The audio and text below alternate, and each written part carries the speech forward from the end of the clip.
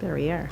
All right, good evening. I call this meeting to order at 4:02 p.m. Please join me in the Pledge of Allegiance. Ready? Begin. Pledge allegiance to the flag of the United States of America and to the republic for which it stands, one nation, under God, indivisible, with liberty and justice for all.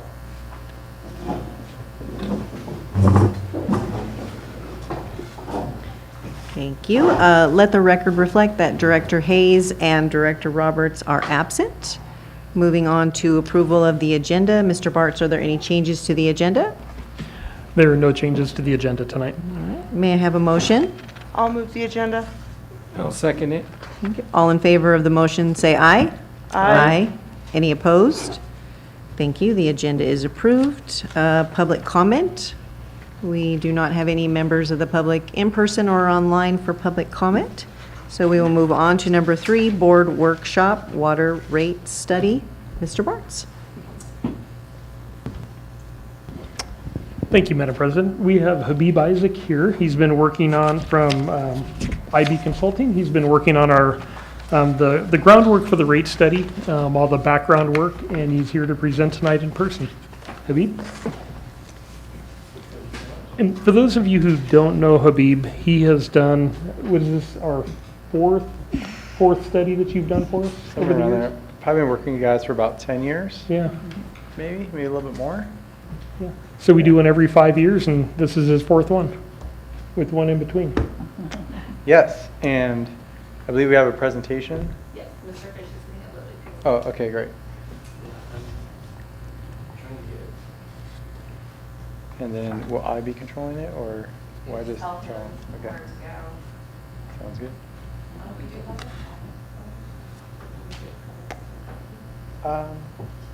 Yeah, I'll take that.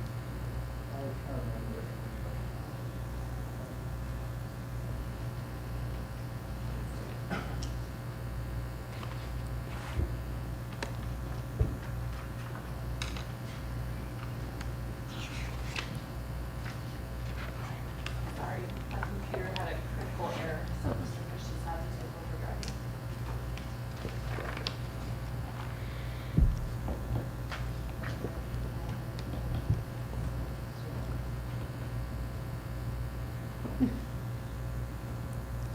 This is part where you start singing.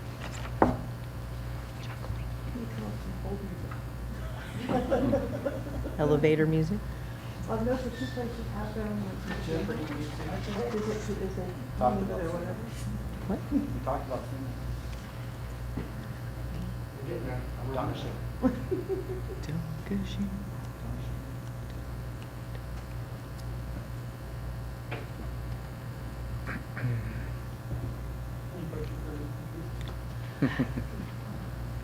don't know why it did that. That's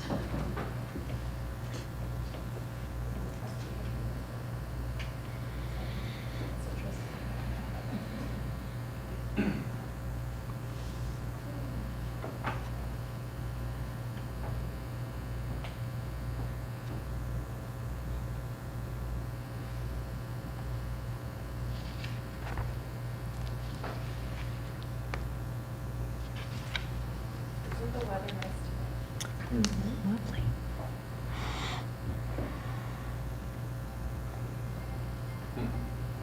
You put it on.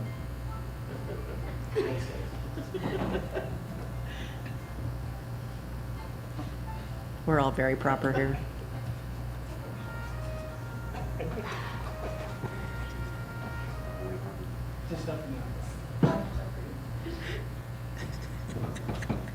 What is? Well, one thing I can do in the interim is just give a little bit of background. I've been working in public finance for about 20 years now, and strictly utility rates for, probably 12 years. Like, we're solely doing water, wastewater rates. And then me and my business partner have been on our own for 4 years. We're at Raftellus. I was a shareholder there. My background is applied mathematics, and hers is accounting and auditing. So it's a really good combo. And we've helped you guys for quite a while, all the way from justifying your standby charges that you inherited from the county, and the county didn't have a report, but then we developed one for you guys, and then just multiple iterations of financial planning and rates to your customers. So with that, and also capacity fees as well. So anything under the umbrella of fees, charges, we help out with. And then this is the next go around. And what we're going to present today is just the financial plan. We're not going to be showing you rates today. We're just we're going to let you guys absorb the health of the utility, understand that. So then we'll come back next week. We're going to talk about rates. But you're then going to see if you want to change something with the rates, then you're going to know the levers that you could pull on the financial plan that we're showing you today. And what's the give and take? Well, if you want to lower rates, then what are you giving up? How does that change the health of your utility? And these need to be self-funding utility enterprise. Yeah, we're ready. Go ahead. So I have a brief agenda. Just going to give you a brief summary of what goes into the financial plan, and then what are some primary assumptions. That's very important, so you guys understand, inflationary adjustments, water supplies, things of that sort. Then look at what is your current financial position at your current existing rates that you have approved, and then what needs to be resolved, which then generates the proposed financial plan, and then the next steps.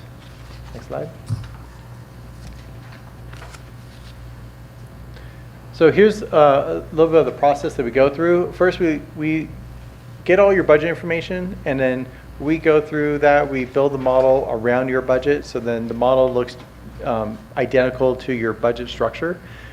We go through each expense line item with staff. We talk about what's the appropriate way to inflate certain expenses, because not all expenses are going to inflate or forecast the same manner, such as salaries is going to be different compared to benefits, compared to PERS, compared to electrical costs. So then we have a number of different inflationary adjustments to utilize. So we go through all that. We also even question, like, why do we get a few years, and why did this one expense line item jump so high? Or why did it go down so much? So then sometimes we get information like, oh, we just reshifted, positions. But those are things we look at, and we ask those type of questions. And then we also look at water demand. We look at your consumption data to determine where you guys are trending. Also very important for this last year, because it was so wet. Throughout this process, we've been working probably like the last 6 months. We've been always asking, like, periodically, where are you guys year to date for 2023? Because it's been such a wet season, you probably have seen your usage reduce overall compared to 22, 21. So we are modeling that as well. And then for 24, the fiscal year we're now just started and beyond, we're expecting that they'll rebound back to 22 usage. So we see a dip, and then it comes back up. And then after that, we look at your revenue projections. So we don't only take your budget numbers as like the holy grail. We actually recalculate your rate revenue by looking at the consumption data, your number of accounts by meter size, and we know your rates. So then we recalculate your revenue, and then we compare it to your actuals, and we want to be within 3% for water. You guys don't have wastewater, but on wastewater we want to be within 1%, because so much of wastewater is flat charges. And then if we are within that variance, then we know we have captured all the units of service. The information given to us, it was sound. But if we're way off, we're going to investigate more. Why are we off? Was the export missing some accounts? Things of that sort. So we are within the 3%, and then that makes you know we have a really good baseline to do projections. Especially if we're going to potentially change rate structures, or you change the tiers, then we need to make sure we capture the right units of service.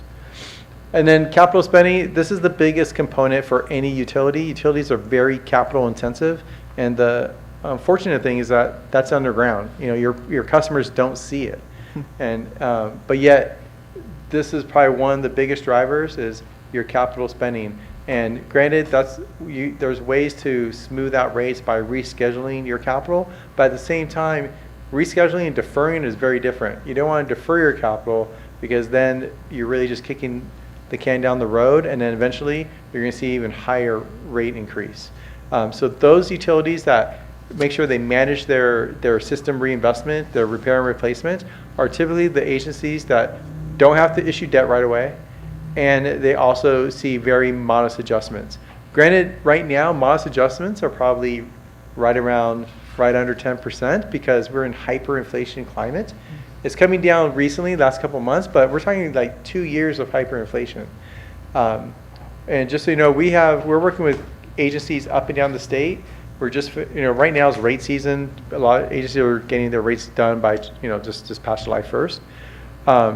Where we're seeing 25% rate increases multiple years with multiple utilities. And most of it is due to how much construction costs have increased. And then lastly, we look at your reserve policies, and then we model those reserves, because that's also an expense. It's not just, making sure you meet your operation costs and that's it in your capital. You also have to have very sound financials, reserves, so then you are sound for your future expenses. So your reserves are made up of your operating, your capital replacement reserve, rate stabilization reserve. And you have a disaster reserve as well. So that's kind of puts you all, like, kind of umbrella of everything that we look at. Go ahead, next slide.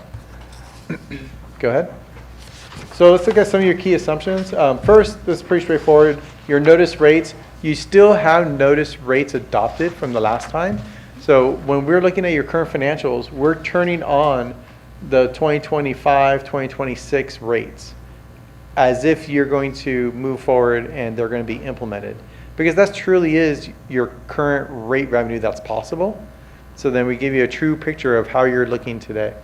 And then you also have the side of the Chromium 6, which that's it's almost like just a one-to-one. It covers those specific expenses, and then is planned to be sunset in 2031. Next slide. And then here's your variable rates. Last time we adjusted your rates to have tiers, the third tier, because of the growers that were using a substantial amount of water, and then just to make sure that they're paying, that additional cost of using well 14 or needing supplemental water. That has now reduced, and then I have another slide of assumptions that reflect that. Go ahead, next slide. So here it is. So here's some more assumptions. So with account growth, we're not assuming any growth. That's very, very common because we don't want to rely on growth occurring to meet your revenue needs. But if growth does occur, then that's just, you're also going to increase costs when you have more people to serve. But think about this, every single rate that you collect, every dollar you collect, a small portion of that is going into reserves. So as you do see growth, you will have a little bit more revenue going into reserves, and then that could potentially make you look more in a healthy position, increase your reserves. You could bring forward capital that you may have scheduled for later years, or you could potentially even reduce a future rate that was noticed to a lower amount. Okay? And then, go back one. But you'll see here, because of that usage going away, we're assuming that the tier 3 usage that was showing up even a little bit of last year, we're putting it all in tier 2. So we're being conservative that we're showing no usage in tier 3 because we have to assume that's the case for how that's been cracked down in this area with your sheriffs. That's okay, go ahead now. And then here's a couple other items. We have, these are your inflationary adjustments that we discussed with staff when it comes to benefits, CalPERS, salaries. Two other ones, capital construction. We monitor the Engineers News Record Construction Cost Index. We have the information from like 1910 all the way to present day. And we're using the current change of this last year, which is 7% for this next year. And then we're doing the same thing with CPI. We're looking at the last change year over year to 23, which is higher because we're in that hyperinflation. And we're showing that for this next fiscal year. But then outside of that 24, we're then go back to historical averages of, I believe we have the 5-year average in there. I can't read it from here. But I do have it right in front of me. So let me just check that real quick.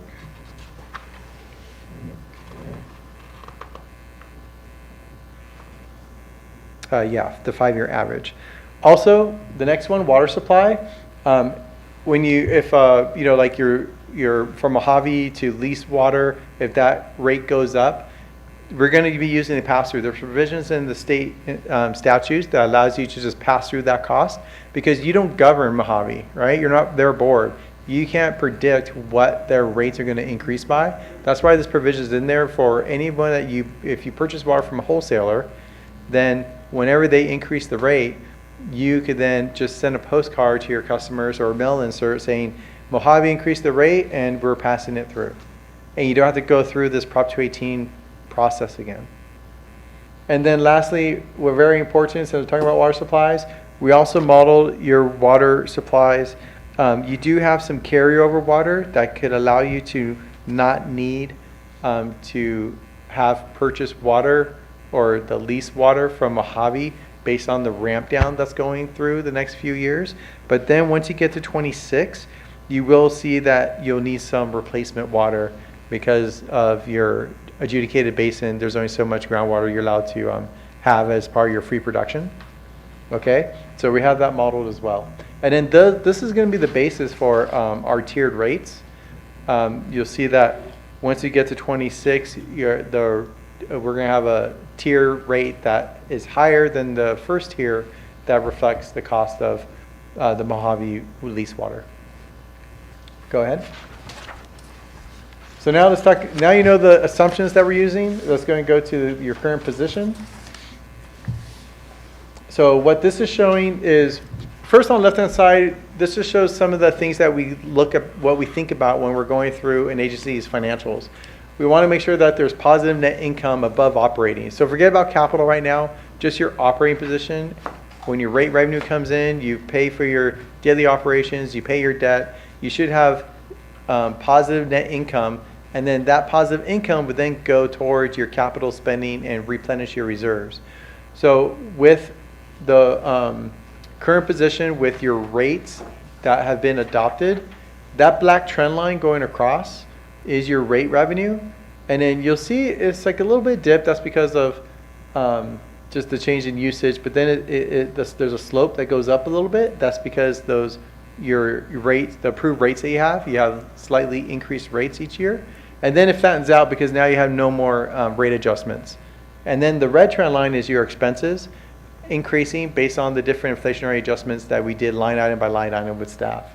So for 2024, what this shows is you're actually going to be seeing a very slight deficit, or you're going to be barely break even in your operating. And then in future years, you don't see any positive income. You actually are generating deficit that then you have to absorb with your reserves, with your operating reserve. Okay. And then a couple other comments. One is, this includes, we are including the $6 million debt proceeds that's going to go to the civic centers, the portion of the cost related to the water enterprise. And then right now for your current position, we are using what has already been adopted for your capital improvement plan over the next 5 years was $21.8 million. And the reason why I'm pointing this out because in a later slide, staff vetted through that to see if they could smooth out rates and bring those rates down by seeing what can they adjust with their capital plan. But right now your current position is based on what has already been seen by the board and approved. Go ahead. So then here's your capital plan of the 21 million. You know, the 2024 is kind of big because of the civic center, and that light violet is that it's being funded by those debt proceeds. So you have a funding source for that. And then the dark purple, that's all rate or reserve funded. All right, so we're not assuming any more debt for you guys to fund your capital plan. So go ahead and go to the next slide. And then here, this is your ending reserve balances. So for 2024, you're meeting you're right at your reserve balance. So that looks good, but you remember the operating in those future years is showing a deficit that then your reserve is going to absorb, so that makes it reduce. And then we're still showing that you're fully funding your capital plan. We're not in the business to say, oh, don't fund your capital. We're showing what happens to your reserves by absorbing that capital spending. So then this is what we want to resolve because we don't want to see that decline and then go into a deficit. We want to, and then The red trend line is your minimum reserve target, and then the black trend line is your ideal target, and I'll go into those a little bit as well. Next slide.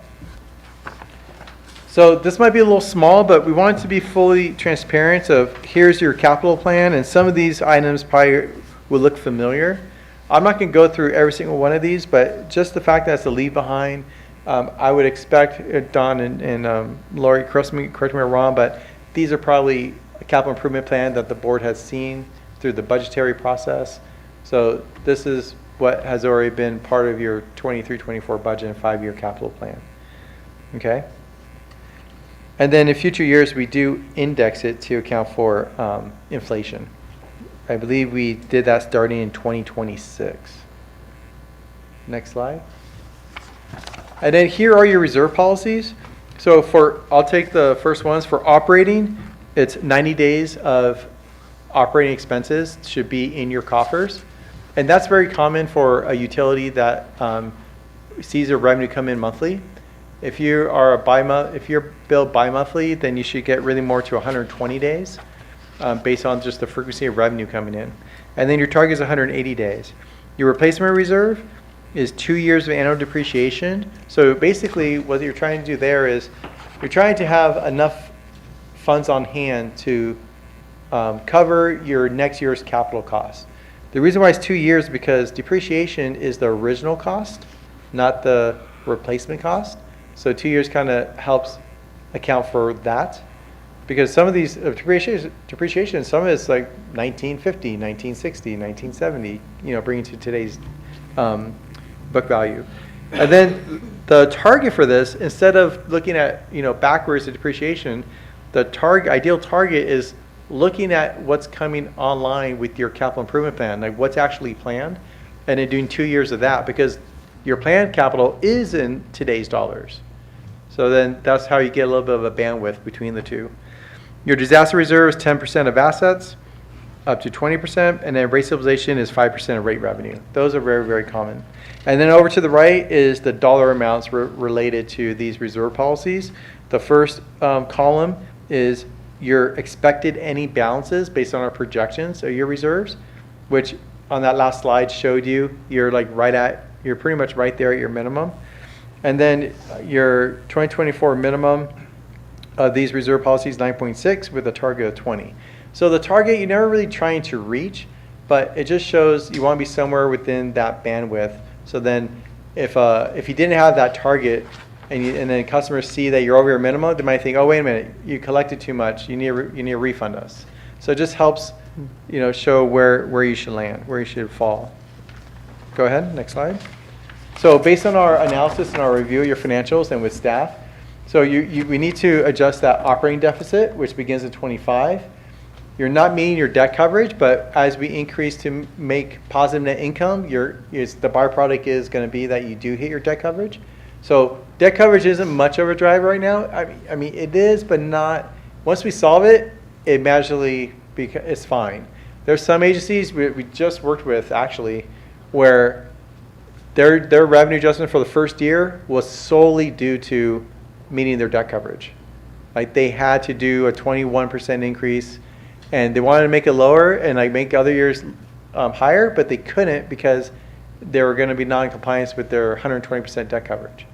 So what they decided to do, I don't mean to go tangent, but they're using rate stabilization reserves, $420,000, and they're buying down the principal for this next year, so then they could bring down their revenue adjustment. But they're depleting their rate stabilization reserve. And then they're going to slowly build that up over time. Capital spending, we're looking at capital spending reduced, but still requires the use of reserves. So I'll show you what that looks like when we show you that one. And then no longer meeting the minimum reserve targets, which you just saw, that you're going to be below that red line and then all the way to a deficit.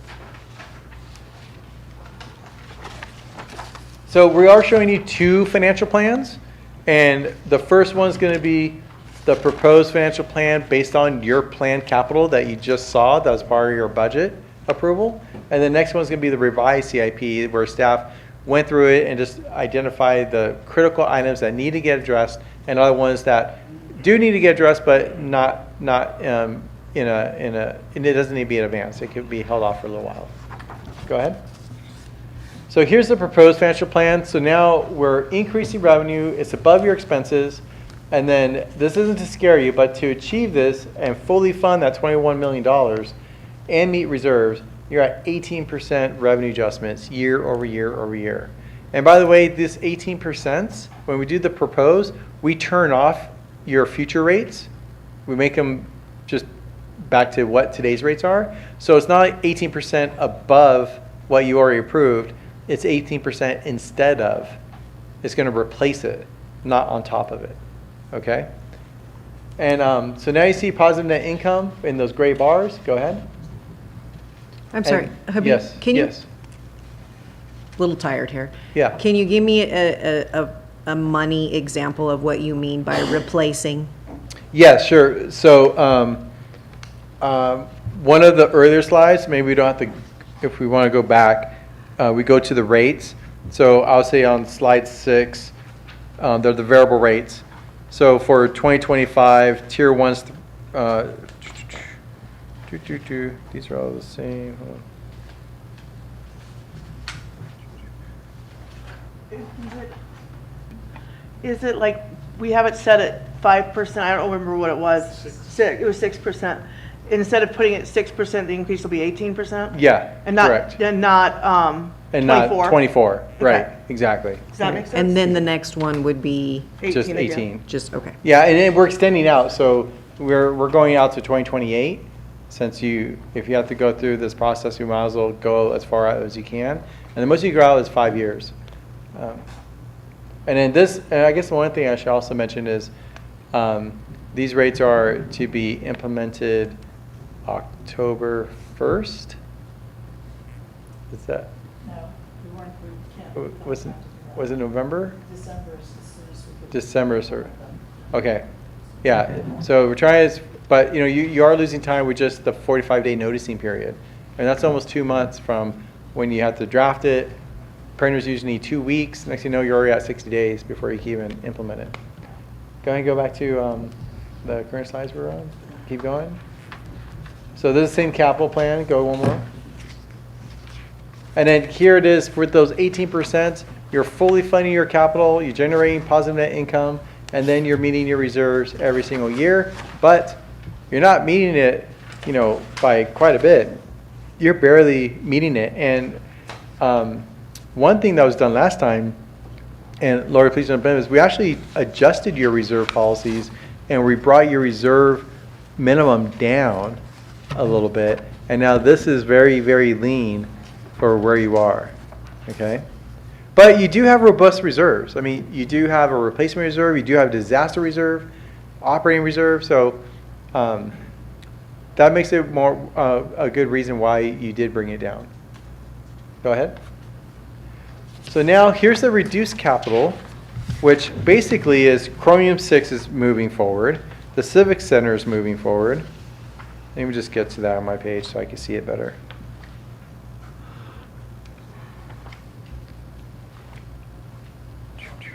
One more.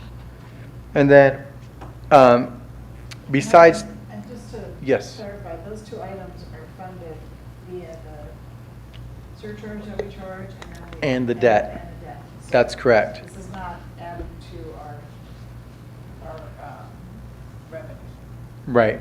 I believe the proceeds is $6 million, right, for the debt? Yes. Yeah, so there's $500,000 for Civic. And then in those later years, 27, 28, we're using your depreciation value, and then we're actually indexing it. So you'll see in 27 and 28, we have your depreciation value, but because it's 4 and 5 years out, we index it where now that 1.7, 27 becomes 1.8, and in 28 it becomes 1.9 based on the ENR index. So then we're accounting for inflation. Go ahead. So when we just fund that level of capital, we're able to go from 18% all the way down to 11%. And then we're generating just slightly a little bit of net income. Go ahead. Here's your reduced capital plan. Go ahead. And then now here's the reserves. And actually, even though you have a little bit less net income than the previous proposed financial plan, and the revenue adjustments are lower, you actually have a little bit more of a buffer above that minimum red trend line going across. Your reserve requirements didn't change. These are still the same reserve requirements. So those are the financial plans, and this is a policy decision whether you did adopt the original capital plan, and then you see from our financials and our review what you have to adjust rates by or revenue by to satisfy that capital spending level. And then we're also showing you another option because staff is aware of want to make sure that you provide a benefit to your customers and mitigate rate increases as much as possible. So then that's the other option that we provided. But both cases, it's a policy decision. And then the direction that I received from you today, if you hopefully do give me direction, will let me know what I'm going to use to show you proposed rates next week. In terms of next steps, we're already gone through the cost of service analysis. We already pretty much vetted that through with staff. We also went through the rate development, and then we're ready to show you that next week. But we didn't want to put it all in one session. We want to answer your question about the financial plan, and then we could be really focused on rates next week. So with that, and then, I'm sorry, I apologize, but I believe it was originally August 10th, but now it's going to be August 9th. And I won't be here in person. I'm going to Zoom in. Part of the reason for zooming in too is he will be at his computer and he can make dynamic changes as, the board asks questions. What if we do this? And they're very good at that. Way better than we would be. There's a lot of spreadsheets they're dealing with. Show me the rates with the full capital plan fully funded. Sure, here you go. Mm-hmm. Now how much are we alleviating to our customers from reducing our capital spending? So with that completes my presentation, but I'm more than happy to answer any specific questions you may have, or even about the process or anything else that you want to discuss. All I talk about is water rates and financial planning and everything that's going on up and down the state. Don, do you want to address those items that you talked about moving out?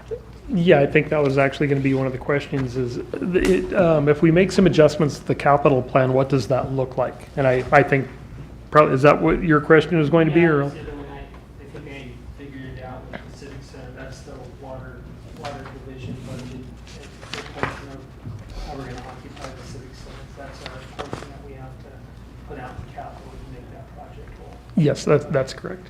And then there's some other from parks that from the governmental funds that come into that. So staff looked at this, and obviously we want to keep the rate adjustments to a minimum as far as increases. And we have, if you look at on page 20, years 27 and 28, what we did is we looked at moving some of the capital projects out a little bit to kind of level it. Some of these are going to basically address growth that we have in the community, more connections and which would pay for these. And I don't have the exact breakdown, but it did involve additional tanks. We still have in the budget the Chromium 6 project, which is the 6A tank up here at the top. It looks like it would be funded with $2 million from a grant, federal grant, and then some from the district. But we did at least consider that fact. We didn't, go out and say you are going to do this, because we want the board to be able to have the opportunity to weigh that out. And as Habib said, if you push things too far out, you do run the risk of the increased costs. But you also want to keep the rates at a reasonable pace along the way. So the reason that we had him come in today in person was to present this, get you thinking about what that is. And I think the biggest part of this is going to be possibly pushing the capital out. You see the difference between the two scenarios there that he presented. Yeah, I mean, kicking the can down the road, you are gonna pay later, it's gonna cost you more. The other hidden thing that people don't always take into account is the added cost to maintain that infrastructure that you should have replaced. Absolutely. So you're gonna incur more overtime, you're gonna incur more materials, on the budget. So that's something we really have to consider as a board when we look at setting the rates. And I'm still learning our district in terms of the capital and the quality of the infrastructure and what the county gave us, what, 20 years ago, 15 years Yeah, ago? it's 15 years ago. Yeah, and so, I'll make my decisions based on that information. Yeah, and we have had, I don't want to say a rough 15 years, but we've had 15 years of needing to catch up and maintain these improvements. If you look at some of the things that happen currently, you look at the hyperinflation over the last couple of years, that's a huge deal. You're probably almost 20% just with that. So we're behind just with that, but with our rate structure as it is right now, we're good for this year. I mean, we're kind of right at the point where we need to do something in order to keep up with that. And with the recently over the past couple of years, the power outages that we're seeing with Edison, I don't think that's going to get much better over the next few years. And part of those capital projects that we have are water production and water storage. Those are probably the biggest ticket items that we have in this process. So those are things that would be kicked down the road, and the costs will go up. You look at the cost of a tank now compared to what it was 3 or 4 years ago, and it's incredible how much the cost of goods and services have gone up. Any other questions? No? Deborah? Just soaking it all in. It's a lot. On page number 7, you talked about zeroing out tier 3 just for the process of coming up with the rate. So did you say that we put that into tier 2 in Yes. those numbers? Correct. Because that's not really going to go away. It's just we want to be conservative that you're going to not see that revenue from tier 3. It's really going to probably end up falling in tier 2. Okay. Yeah, most of the big users that were the tier 3 have gone away. They've been put out of business. And that tier 3 was put in place for a specific reason, and it was for the kind of the ultra high users that we had. So, and staff is comfortable looking at that 2-tier system if that's what the board would agree with. Okay.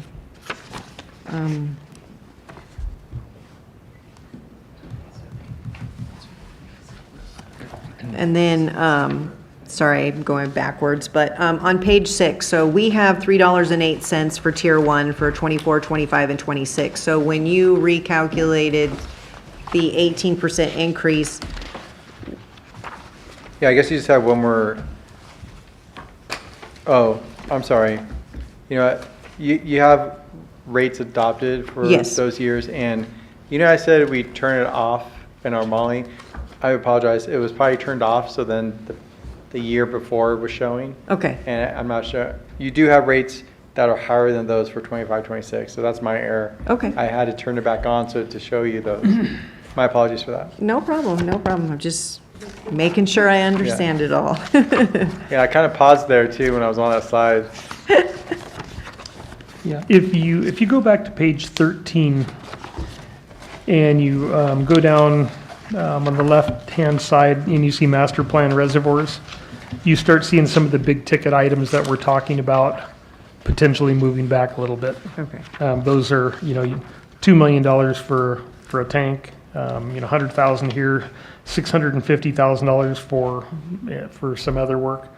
And some of that, like the boosters and everything, we just have to keep going. We don't want to get behind.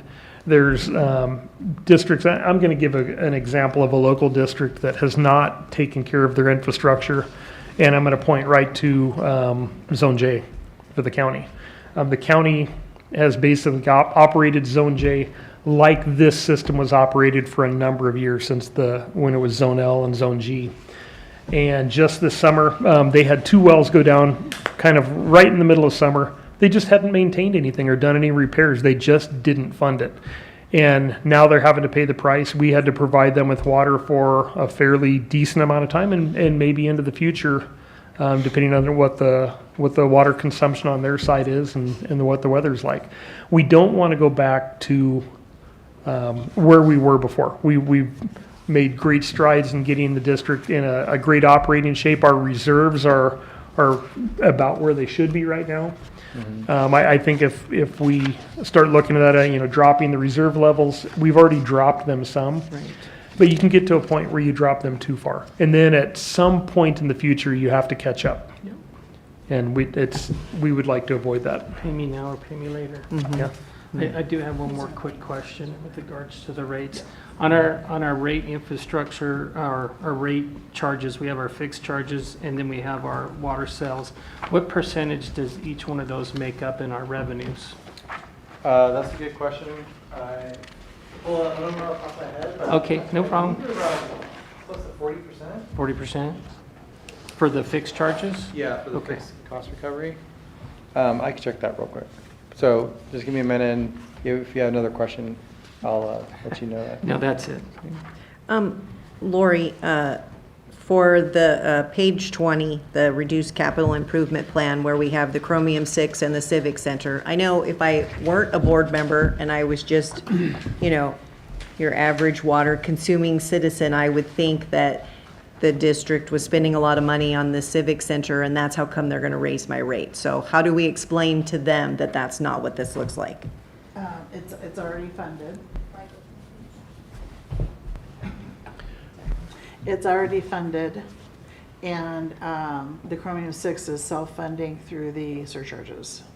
So that 971 that we all pay goes straight to that. To That's the Chromium that's 6, Chromium 6. yeah. And then the Civic Center where, The Civic Center, we got the lease for that. okay. It was more just of a clarification, because I Yes. know that that's what And- somebody would be thinking. Well, and then there's also the fact that government funds are contributing $2.7 million, and we got a federal grant for $2 million. Perfect. Yeah, so almost with those, probably 40% of the complex is funded from those other sources. Right. And Director, it's actually 55% is recovered from the fixed charges. The rates, okay. Thank you. Awesome. Great. Plus, staff does a great job in putting our money places where it makes money, so. Yeah, definitely That's the how interest they rates are better now, but again, with the interest rates being better, on the other side of that, the inflationary rates are more. Yeah, the interest is basically covering the lease payments right now, so. Okay, that's good. Yeah. If I remember right, we had an increase that was going to happen to the Chromium 6 that's not going to happen now. And so that can be mentioned as well, is that the fact that it was going to increase, and that's going to remain the same at the $9.71. Yeah, it was gonna go up to $12 and something, and then progressively after that, for the maintenance component of it, but the solution that we ended up going with doesn't require the type of maintenance that the other system did. So we could actually show that costs are going down in one area, even if they're going up in another. We can look a little bit more, not as quite a bit of a bite. Yeah, that is correct, because the Chromium 6 would have gone up if the original project was operational. Would have gone up, I believe it was like almost $4 a month per connection. But with what we've done now, as Lori just said, so that component will not increase, and that would have happened at some point, And- probably by now. And a good point of clarification is that if we had gone with the first program, the original program, that $9.71, that portion of it would have gone to pay for the loan that we were going to get, which would have been a 30-year loan. And this is only going to be 7 more years. And that was originally a $17 million project. That That's right. thankfully has come down considerably on that one. So we're seeing a balancing out in other areas that we can make for sure the public's aware of. Yes. Yeah, that $17 million was close to 10 years ago. Yeah. It would have been more by now. Yeah, it would have been, Yeah. it would have gone way up now. Wow. All right. And they are moving forward with the Chromium 6. I mean, that is happening. Okay. Anything else? You're good? All right? No, we're good. Thank you, sir, so much. We appreciate it. And just to get some feedback from the board, when I come back and present rates next week, are you going to want to see rates with the full capital plan funded or rates with the reduced plan that we showed you as option 2? I would personally like to see all the information so we can make an informed decision. Okay. So we'll have both financial plans flowing through rates to show you 2 options for those rates. Perfect. And Okay. you'll have your dashboard thing to be able to play the Yes. numbers with us, and so plug it in here, it changes to this. Yes. Okay. Yes. Awesome. Correct. Great. All right. All right. Thank you so much. Thank you. And we're going to be talking a lot about rates and rate redesign. We're going to be doing some adjustments. Just because you're adjudicated basin, it just kind of will correlate really well. But we'll talk about that next week. Yeah, and what he's referring to is our, the amount of water that we carry over each year. In a few years, that's going to be going away, and we will actually be leasing water from Mojave, unless we have other options, which we're always looking at the other options. There are some other options available, but there's the potential for, we will be leasing water from somewhere or buying water from somewhere. That's a promise. Got it. All right. Always a pleasure. Thank you so much. Thank you. Okay, so number 4, review of action items. Yes, I'm going to be updating the calendar invitation to delete the August 10th meeting because this will be incorporated into the regular board agenda on the 9th. Is there a time change? Nope, it's going to be 5 p.m. Okay, thank you. Perfect. All right. Anything else? You're good, Deborah? I'm good. All right, perfect. All right, well, with no further business before the board, we will adjourn at 4:48 p.m. Thank you.